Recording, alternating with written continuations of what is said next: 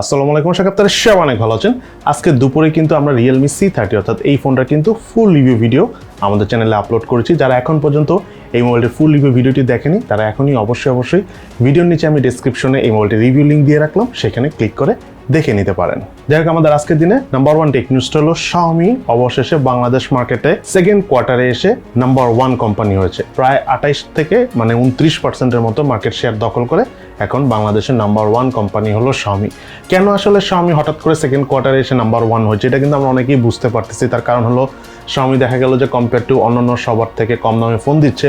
রিয়েলমিও কম দামে ফোন দিচ্ছে, but Realme ফোনের প্রসেসর নিয়ে অনেক কমপ্লেইন আছে, কিন্তু Xiaomi আবার ওইদিকে মোটামুটি রিনাউন বা পপুলার প্রসেসরগুলো নিয়ে এসেছে, যেমন স্ন্যাপড্রাগনের 680, 695 মোটামুটি ক্যাটাগরির প্রসেসর হলেও Xiaomi ব্র্যান্ড হিসাবে সেই ফোনের সেই প্রসেসর আলা ফোনগুলো মানুষ অনেকেই কিনেছে।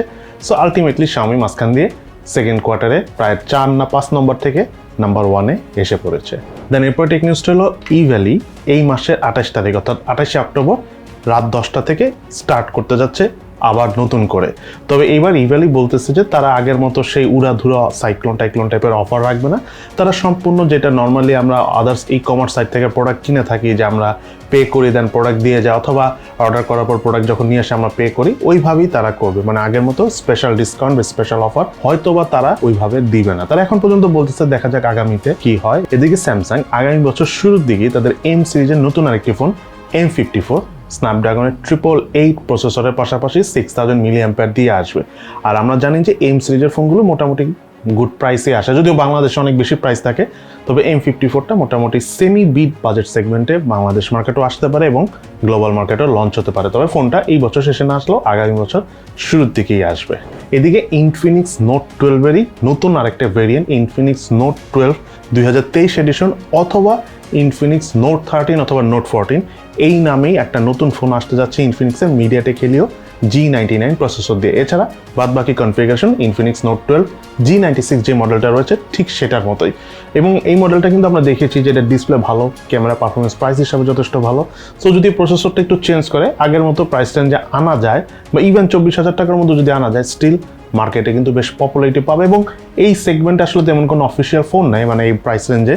সো ইনফিনিক্স এই প্রাইস রেঞ্জে ফোন আনলে তাদেরও আসলে অনেক ফোন সেল হওয়ার চান্স থাকবে। তবে ফোনটা বাংলাদেশে এখন আসবে কিনা আমরা কনফার্ম না, ইন্ডিয়ান মার্কেটে খুবই সুন লঞ্চ হতে যাচ্ছে। তো আশা করতেছি আমরা বাংলাদেশে এসে পড়বে, হতে পারে 1-2 মাস ডিলে হবে। তবে বাংলাদেশে আসলে ইনফিনিক্স Note 13 নামে বা Note 14 নামে আসার চান্স বেশি। এদিকে Realme 10 দুটো ভেরিয়েন্ট আসবে, এটা আমরা এর আগেও জেনেছি, একটা 4G একটা 5G।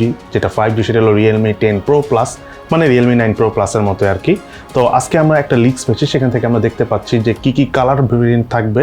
প্রসেসরের ক্ষেত্রে যেটা না বলেই নয়, Realme 10টা মিডিয়াটেক হেলিও G99 প্রসেসর দিয়ে আসবে, বাট 5G ভেরিয়েন্ট বা Pro Plus ভেরিয়েন্ট সেটা এক্স্যাক্টলি কোন প্রসেসরে আসবে সেটা আমরা এখনো কনফার্ম না।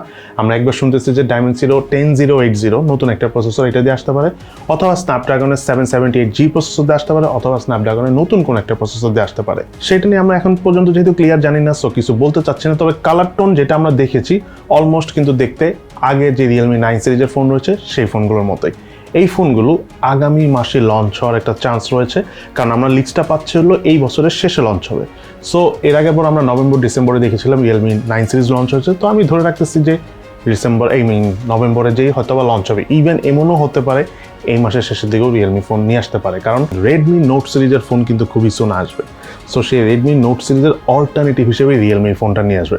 সো এই দুটো ভেরিয়েন্ট অর্থাৎ Realme এবং Redmi এই দুটো মডেলের ফোন একসাথে আসবে, হয়তো 10-15 দিন গ্যাপ থাকবে এবং ফোনগুলো এই মাসের মধ্যে না আসলেও আগামী মাসের মধ্যে এসে পড়বে। এবং বাংলাদেশ মার্কেটে অফিসিয়ালি কবে আসবে জানি না, আনঅফিসিয়ালি 1-1.5 মাসের মধ্যেই অ্যাভেলেবেল পাওয়া যাবে। এবং এই ফোনগুলো যখন আমরা পাবো চেষ্টা করবো আপনাদের কাছে ফুল রিভিউ নিয়ে আসার জন্য।